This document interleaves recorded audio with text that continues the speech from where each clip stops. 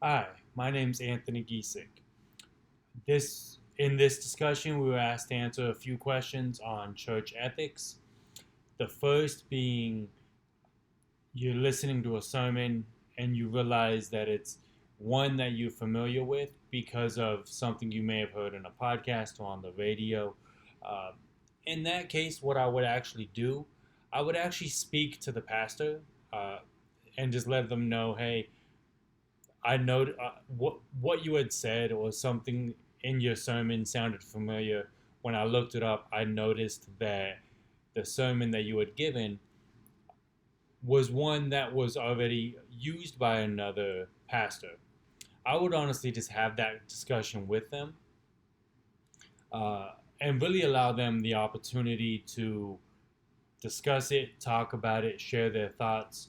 Uh, but I would actually expect them um, really to some degree apologize to like I said, to some degree.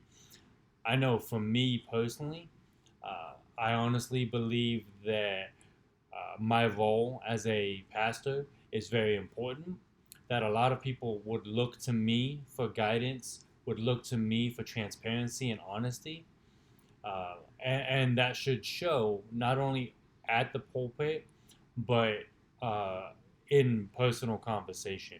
So in my life, when it comes to looking up or not having time to prep a sermon, what I would actually do if I was using someone else's sermon, I would give credit to that sermon, right? Or that pastor. I would give credit to that church, even to the extent of not showing, but I'm sorry, providing social media or websites that provided that sermon so that they could listen to that sermon as well. Lastly, we were asked to listen to or to list our idea of what church ethics is in the pulpit.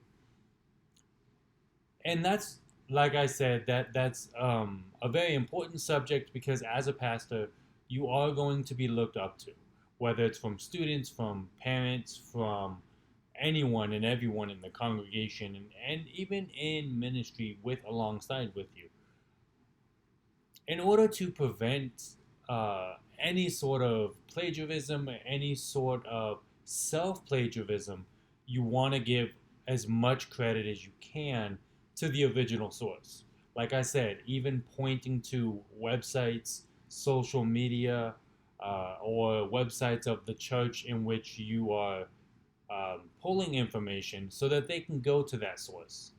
Self plagiarism simply is just if you're using your own material from a previous sermon, letting them know that it's coming from a previous sermon and letting them know the situation at the time that you give the sermon.